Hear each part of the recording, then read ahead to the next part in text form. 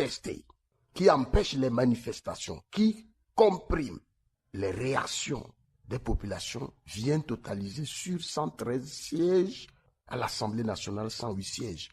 On n'est pas con. On ne peut pas aujourd'hui dire qu'il faut mettre pied à l'école pour savoir que ces résultats sont fabriqués de toutes pièces, taillés sur mesure. Oui, Ricardo Agozo, si je comprends bien, donc vous n'êtes pas satisfait de ces résultats législatifs régionaux.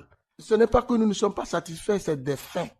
Nous parlons du réel, ce qui s'est passé. Vous savez, quand vous posez des actes, il faut tenir compte du contexte. Le régime a l'habitude de bourrer les urnes. Mais c'était au temps où il n'y avait pas les médias sociaux. Aujourd'hui, nous sommes à l'ère du numérique. Et ce qui s'est passé, c'est au nez de tous les Togolais, au nez des Africains et du monde entier. Je n'invente rien. Vous avez vu les images circuler, audio, vidéo à l'appui. C'est-à-dire le message et l'acte sont accompagnés. Qu'est-ce qu'on peut contexter aujourd'hui? Ce n'est pas une question d'être satisfait ou non. Mais il faut reconnaître que les gens ne sont pas allés à une élection. Permettez-moi de vous dire... Ce qui veut dire non, que... attendez, oui. je vais aller au bout de mes idées pour vous allez-y. dire que, je me répète, qu'il y a eu tout au Togo le 29 avril, sauf élection. Et aujourd'hui, ce qui s'est passé serait été dans un état normal. J'appuie mon mot. Dans un état normal, que les gens seraient poursuivis pour les actes inciviques qu'ils ont eu à poser dans les bureaux de vote et dans les centres de vote. Oui. Pourquoi pensez-vous que le Togo n'est pas un état normal? Mais écoutez, dans un état normal, on ne peut pas voir des gens bourrer des urnes à ciel ouvert. Moi, je suis candidat, je suis passé dans les centres de bureaux de vote. Je vous donne un exemple. Dans le centre de bureau de vote à Wendjelo, nous avons surpris un homme en train d'appuyer, de voter sur les bulletins. Il les a introduits dans l'urne. Oui. Au niveau du dépouillement, nous avons vu des bulletins entassés. J'ai posé la question aux agents de sécurité. Peut-on voter et après voir des bulletins entassés? Oui. Qu'est-ce qui vous empêche donc de le traduire en justice? Non, rien ne nous empêche. D'ailleurs, je vais en venir. Nous avons plusieurs méthodes. Causa Espoir n'est pas un groupe désordonné. Nous sommes organisés. Nous sommes d'ailleurs une force politique.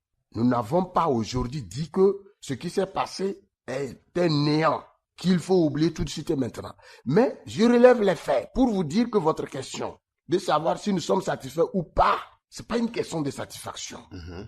C'est une honte pour notre pays d'organiser des élections de cette façon, de se dire qu'on maîtrise l'appareil électoral, de se dire qu'on dirige un pays pendant plus de 50 ans, de se dire qu'on est populaire pour un président qui vient de gagner une élection à plus de 70%. Pour avoir les sièges au Parlement, il faut envoyer des gens dans les centres de bureaux de vote aller bourrer les urnes. C'est honteux. C'est ce que j'ai voulu vous dire. Pour l'instant, il faut reconnaître que ces résultats dans la causa ne nous ont pas surpris. Oui, et pourtant, les observateurs étrangers, surtout ceux de la CEDEAO, ont affirmé que les élections se sont bien passées au Togo. Je n'aime pas répondre à ces questions, surtout quand il s'agit des observateurs. Et spécialement quand vous parlez de la CEDEAO. Vous m'excusez. La CEDEAO, nous la connaissons. Aujourd'hui, les mots des Togolais viennent en grande partie de cette organisation sous-régionale. Est-ce que vous savez que c'est la CEDEAO aujourd'hui qui a maintenu le président fort sur le pouvoir? En quel sens? Oui, en 2017, c'est la CEDEAO qui est intervenue pour demander la médiation et qui a roulé, qui a roublé, qui a mélangé l'opposition à se désorganiser. Aller ou ne pas aller aux élections de 2018, c'est la CEDEAO. Et c'est elle qui est venue renforcer le pouvoir de Faure Gnassingbé. Aujourd'hui, cette CEDEAO, cette même CEDEAO ne peut pas venir dire le contraire. Quand vous parlez des observateurs, vous savez que l'Église catholique n'a jamais eu le quitus pour superviser les élections. Et pourquoi? Est-ce que vous savez qu'il y a des observateurs qui n'ont pas eu le quitus? Parce que c'est des observateurs neutres. Et le pouvoir sait que la réponse ou ce qu'ils iront dire ne va pas dans leur sens. Donc, on prend des gens qui vont les accompagner pour aller au marché des dupes. Voilà un peu ce que je veux vous dire. Maintenant, j'étais en train de vous dire une chose, que les résultats dans la causa ne nous ont pas surpris. Oui, j'allais en venir. Non, ça ne nous a pas surpris parce que... Oui, qu'est-ce qui ne vous surprend donc pas? Vous savez, quand on tient une population dans la peur, dans la terreur, et on pense toujours que c'est notre fief, on peut tout faire, on peut tout céder ailleurs, on ne le fera jamais chez soi. Moi, je le sais. Je sais le travail que nous avons commencé. Je sais ce que nous avons fait et le résultat aujourd'hui que nous avons eu. Vous voulez dire que la population de la COSA est allée aux élections dans la peur, dans le doute et dans la crainte? Vous-même qui me posez la question, vous posez la question dans la peur. Toutes les populations de la COSA vivent dans la peur. Vous savez, je vais vous dire une chose. Je suis avec un commerçant et qui me dit que pendant la campagne électorale, il reçoit un appel. Mais pourquoi vous n'êtes pas dans la campagne électorale? Il se pose la question. Est-ce que je suis militant? On lui dit non. Vous êtes dans la COSA et donc vous êtes unis. Vous voyez, on répond comme ça à un citoyen. Je vais vous dire un homme d'État qui n'est pas censé parler de politique a dit le fait d'être dans la COSA, c'est qu'on est unis. Vous voyez, cette mentalité, c'est quoi? Ça fait que tout le monde se cache.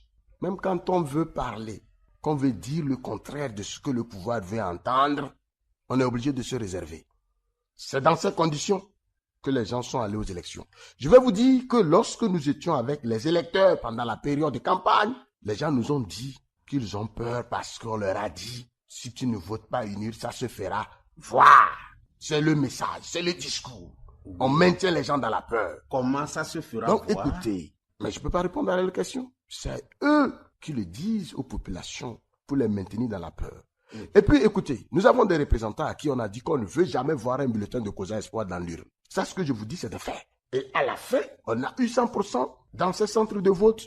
Alors que nous avons nos représentants, nous avons un candidat dans ce canton. Nous avons des militants dans ce canton. Vous pouvez l'imaginer? C'est pourquoi je vous dis, tout ce qui s'est passé dans la COSA ne nous a pas surpris. À la fin, on sait que telle tête ne nous plaît pas.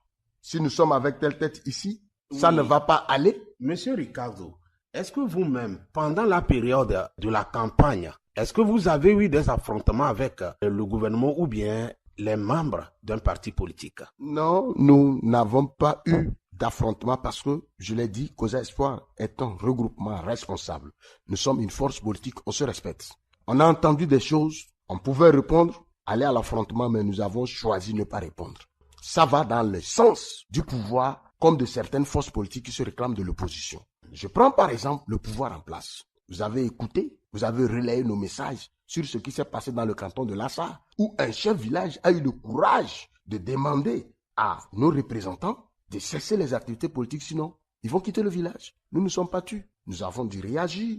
Nous avons saisi les organisations de droits de l'homme. Nous-mêmes, moi personnellement, j'ai appelé ce chef pour comprendre les mobiles et ce qui peut lui donner le droit de pouvoir ou de vouloir expulser un citoyen de son village. Et quelle a été sa réaction? Non, le chef n'a pas reconnu ses propos. Il ne pouvait pas les reconnaître parce que la pression était plus forte que ce qu'il ne pensait. Alors, dans un autre milieu, comme je vous ai dit, nos représentants ont été convoqués, écoutés par ce qu'on appelle les cadres du milieu, c'est-à-dire ceux qui ont gagné leur vie. Quand on parle de cadre là, je voudrais à travers cette émission que les gens comprennent la notion de cadre, c'est-à-dire ceux qui ont gagné leur vie à travers le système, le pouvoir, et qui conservent leur manger, qui conservent leur boulot, qui conservent ce que eux, ils ont déjà eu comme récompense, et ils ne veulent pas que quelqu'un d'autre gagne ou ait la même chose. C'est eux qu'on appelle cadres. Et c'est eux qui font tout pour qu'on dise que chez eux, ça va.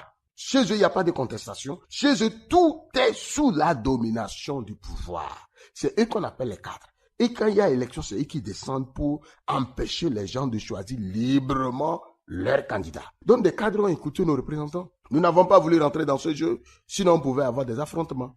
Quand je vous dis que dans un canton, comme à Wangelo, on a découvert, on a surpris quelqu'un en train de bourrer les urnes, nous l'avons réglé à l'amiable avec les forces de sécurité. Nous avons demandé que ces bulletins soient logés dans le lot des bulletins contestés. Et c'est ce qui a été fait devant nous. Il n'y a pas eu d'affrontement. Mais d'autres qui se réclament de l'opposition comme nous, qui sont sur le terrain de conquête du pouvoir comme nous, puisque eux et nous, nous avons le même adversaire que le pouvoir, ont eu le vilain plaisir, la malhonnêteté, la méchanceté. Je peux parler de l'incivisme d'aller sur les terrains du meeting et de dire ouvertement que nous sommes soutenus par le pouvoir en place parce que eux, c'est le discours qu'il faut avoir pour nous abattre. Nous avons eu plusieurs informations qui nous sont parvenues. Même sur les lieux de meeting, les gens ont eu à faire des déclarations fallacieuses. Et aujourd'hui, nous sommes en droit de les poursuivre à la justice. Et qu'est-ce qu'ils ont fait de leur programme de société? Non, leur programme de société, c'est de salir Causa Espoir, qui est une aile marchande du Nil. Et ils ont trouvé ce programme de société parce que c'est ce que le peuple togolais veut entendre. Le Togolais veut entendre que tel est du Nil, tel est acheté, tel a pris de l'argent. Et c'est ce qui se fait dans nos différents partis politiques. Pour pouvoir avoir le leadership, il faut dire que tel a pris de l'argent. Et ce qui est malheureux, ce qui se fait au sommet se fait maintenant à la base. Et donc, c'est ce que les gens ont pu faire sur les terrains de meeting. Nous avons écouté tous ces discours. Les gens m'ont demandé de réagir. Mais le mot que vous avez utilisé, l'affrontement, on ne va pas à une élection pour s'affronter avec des muscles. On va pour s'affronter avec un programme de société. Oui. Et je suis content que vous étiez là. Je suis content que vous étiez là. Vous avez écouté notre programme de société établi sur 12 points. Il est vrai que ce n'est pas un affrontement musclé. Mais est-ce qu'il peut avoir des perturbations? C'est-à-dire, vous êtes sur un lieu de meeting et voilà un autre parti politique vient aussi faire son meeting là-bas. Oui, vous avez raison. Vous savez, la CELI avait notre programme de meeting. D'abord, c'est un membre de la CELI qui me l'a demandé quand on n'était pas encore prêt pour leur envoyer. Après, j'ai envoyé le programme de meeting. Mais nous sommes surpris qu'en allant à Lama, c'est nos représentants qui nous ont dit que le parti irait déjà sur les lieux. Et nous ne sommes pas allés. Le lendemain, nous avons reprogrammé le meeting. On nous a dit qu'ils sont là-bas, nous ne sommes pas allés. Le troisième jour, nous sommes allés. Ils étaient par endroits. Et nous avons dû privilégier des endroits où nous devons aller. Est-ce que la CENI pouvait coordonner ces Non, je sais que c'était une peine vaine. Ce n'était même pas la peine. Vous savez, nous savons ce que c'est que la CENI, la CELI et ses démembrements. Alors, de l'autre côté, nous étions dans le canton de Yadé où nous devons arriver pour notre meeting, mais nous avons appris que le parti UNIR est déjà là. Notre adversaire, je peux pas un collaborateur, je parle de la DMP, puisque c'est un parti qui se dit aller à la conquête du pouvoir, était également déjà sur les lieux. Nous avons dû reporter. Donc, nous avons évité pour aller à l'affrontement parce que pour nous, ce qui est important, c'est d'avoir l'espace libre et de dire aux populations ce qu'ils doivent entendre par rapport à la gouvernance de plus de 56 ans, de père au fils, et de leur donner notre programme de société. Aller à l'affrontement ne nous permettrait pas de sortir ces messages pour éveiller la conscience des populations. Oui, Ricardo Aguzo, maintenant je veux savoir si vous donnez raison à ces élections. Il faut nous dire réellement si vous donnez une raison totale à ces élections. Non, les élections, quand vous choisissez un régime, nous sommes dans la démocratie, c'est nous qui le disons. On est d'accord? Puisque depuis 1990, nous avons proclamé l'État togolais comme un État démocratique, après une lutte ardue. Et donc, si nous estimons que nous sommes dans un État démocratique, on ne peut accéder au pouvoir, on ne peut avoir une parcelle de pouvoir, on ne peut gérer ou diriger le peuple qu'en participant aux élections. Et donc, nous n'avons pas fait le mauvais choix. C'est ceux qui organisent ces élections aujourd'hui qu'il faut interpeller. Si vous n'avez pas le choix, si vous ne voulez pas que des gens viennent vous challenger, n'organisez pas les élections. Vous ne pouvez pas organiser les élections et empêcher les représentants, empêcher des individus de vous challenger ou de faire leur campagne ou d'aller soutenir certains candidats. Et vous voulez être seul sur le terrain, mais n'organisez plus les élections. Moi, je pense que c'est à eux qu'il faut poser aujourd'hui la question sur la valeur d'une élection. Oui, Ricardo. Je sais que vous voulez me poser la question. Oui. Est-ce que les élections ont encore un sens? Un sens. C'est en quoi je voulais venir. Les élections ont un sens. Les élections ont un sens. Les élections ont un sens dans une démocratie. Oui. Et les gens ont choisi le régime démocratique dans lequel nous sommes. Vous ne trouvez pas que le Togo soit un régime démocratique? À l'heure où nous parlons, rien ne caractérise ce régime comme démocratique. Rien absolument, sauf la volonté d'y être. Et cette volonté n'émane pas des gouvernants, mais des gouvernés qui disent qu'ils ne peuvent pas supporter la dictature ou l'autocratie. Et c'est cette pression en 90 qui a obligé le régime de Yadema à migrer et aller vers la démocratie. Et ils ne sont pas contents. Vous avez vu le dernier congrès fait aujourd'hui à Accra. Le président Faure est revenu sur le parti unique de RPT. ce n'est pas anodin. Ça veut dire que les gens ont envie de continuer par être dans un parti État, dans le parti unique. Donc, ils ont cette velléité. Ils ne sont pas contents aujourd'hui d'être challengés par des gens comme nous. Ils ne sont pas fiers. C'est d'ailleurs pourquoi on instrumentalise la chefferie traditionnelle. C'est pourquoi on utilise parfois les forces de sécurité. Vous savez, dans